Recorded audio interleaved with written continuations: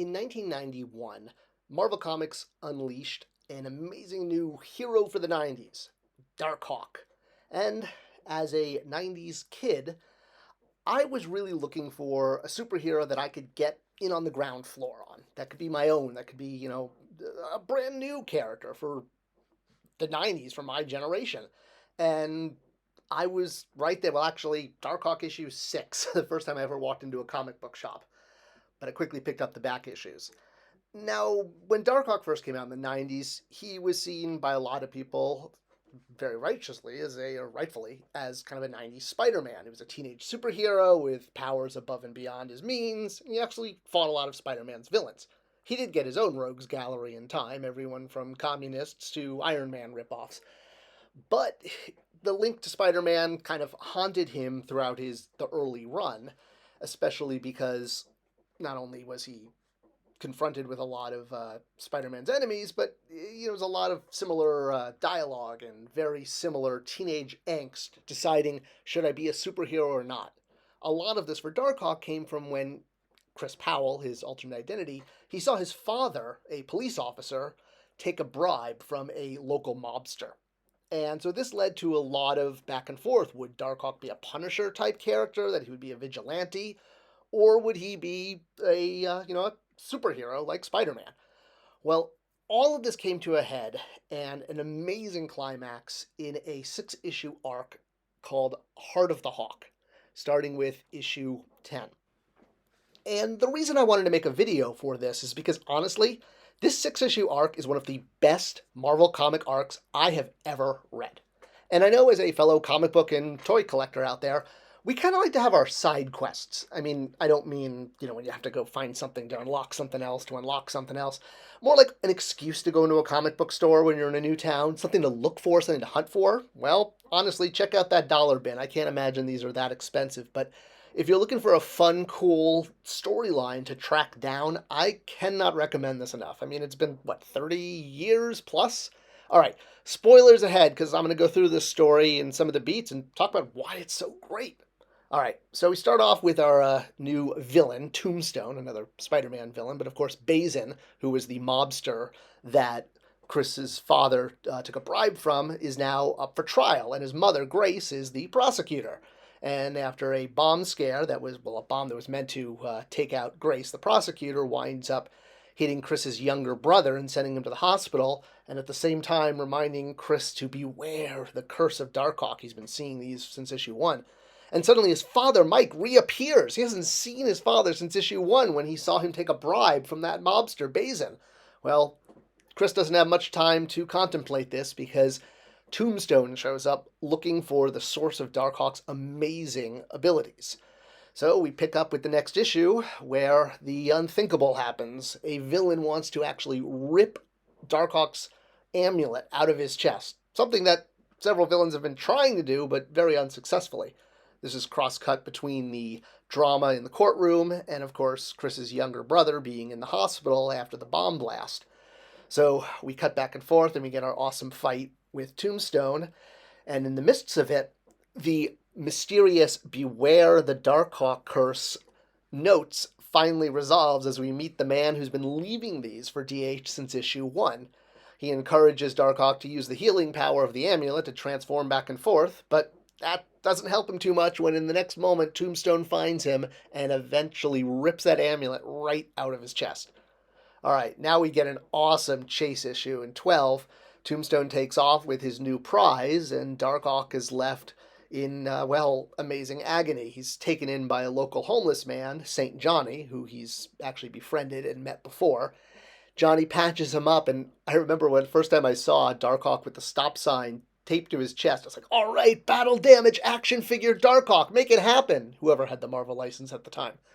All right, so back in prison, Bazin, of course, is, in with the guards. The courtroom drama continues, and suddenly the Savage Steel, the kind of Iron Man villain from Darkhawk issue 4, shows up, and in the ongoing chaos, Bazin's goons lower down in a helicopter. He runs out and escapes when suddenly Mike Powell's back. We haven't seen him since issue 1, well, except for that, brief shot in the last issue.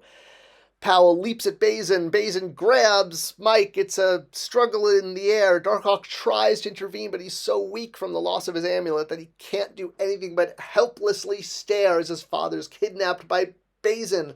Does he choose to go after him or heal himself? It's a classic Marvel choice. All right, our next issue is our token, let's get an A-list character to bump sales, but it actually completely made sense. Venom showed up in 2 issues. And what was neat was this was a direct pickup from the infamous Spider-Man Venom battle on the island, and where, well, Eddie winds up staying because Spider-Man fakes his own death, convinces Venom that he won, and Venom's just going to live a life forever on this island. And this was actually a very infamous battle between the two of them, and a key moment for both Spider-Man and Venom that has been part of their, I guess, important canon ever since. All right, so the 2 issues link directly. Now we're back to Tombstone holding his prize, trying to figure out how he can tap into the energy. Darkhawk, of course, in complete agony, remembering that his brother was in the bomb blast, is at the hospital, Bazin's trial interrupted by Savage Steel, and his father kidnapped and taken by Bazin. Well, at this moment, we have a real turning point, because Darkhawk goes after one of Bazin's goons to find out where Bazin is, and Punisher style, he really gets aggressive. Probably the most aggressive we've ever seen him. Is he going to turn into a Punisher? Well, he winds up finding out where Bazin is on the island of Althea, jumps aboard a plane, has a fight on the plane, and of course, we all know what happens when fights happen on planes. And of course, the island that Darkhawk crashes down to is Venom's Island from Spider-Man. Awesome. Makes total sense, or at least as a 13-year-old, it made sense. And of course, they have the Venom fight as the last part of one issue and the first part of the next, so that Venom can be on the cover of 2 issues. But, hey, again, anything to boost sales. So the fight continues. Meanwhile, Bazin has Mike as his prisoner, even though he's, giving him drinks. And Tombstone's still trying to figure out how in the world to tap into that amulet. Darkhawk finishes off his fight with Venom, realizing that Venom doesn't like fire, and in a reversal of the Spider-Man issue, Venom fakes his own death. That whole Darkhawk was an innocent thing, the way they were kind of tooling with turning him into a superhero at that time. All right, so Darkhawk takes a raft to Athea Island, where Mike and Bazin are. He manages to track them down, a fight ensues, and we have one of the coolest climaxes, I think, in Marvel, because it's just that perfect arch enemy father moment. Everyone is in the action. You have Bazin's goons, Lodestone, Darkhawk's about to be blasted.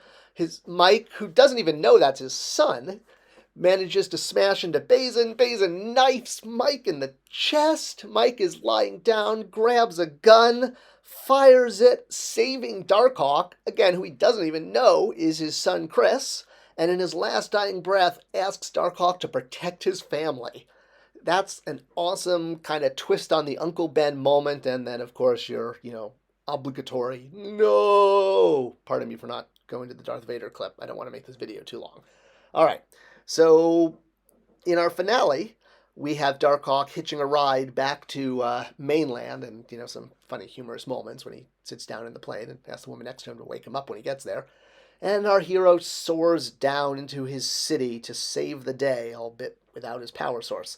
Tombstone still trying to figure out how to break into that darn amulet. Well, Darkhawk's able to use his connection to the amulet to track him down, and fights ensue, battle happens, but now that Darkhawk has put that past behind him, not knowing if his father was a traitor or a hero, is able to defeat Tombstone, take back his amulet, use the new emotional knowledge he's gained in this story, and coming to terms with the fact that his father was a hero. He didn't take a bribe. It was all to take Bazin down.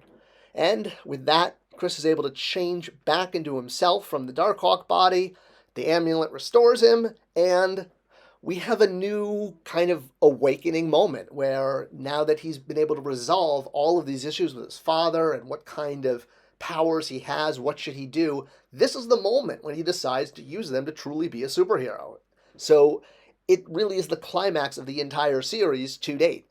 And in a lot of ways, I kind of feel like this was the end of classic Darkhawk when he was a street tough 90s hero, because it wasn't long after this that, for Marvel obviously had their reasons, they changed Darkhawk from being a Spider-Man type character to a Guardians of the Galaxy cosmic type character, and he's kind of been stuck there ever since. So I missed the street tough version of Darkhawk, and I thought that Heart of the Hawk was an amazing finale to that original run back when Darkhawk was a 1990s street level character. He should have been released in a Spider-Man wave, not a Guardians of the Galaxy wave in Marvel Legends, as far as I'm concerned. And that's kind of the distinction right there. So if you're looking for a great series to track down on your visits to comic book shops, I cannot recommend Heart of the Hawk enough, Darkhawk 10 through 15. Check it out. Thanks for watching, thanks for sharing, and I'll see you guys in the next one.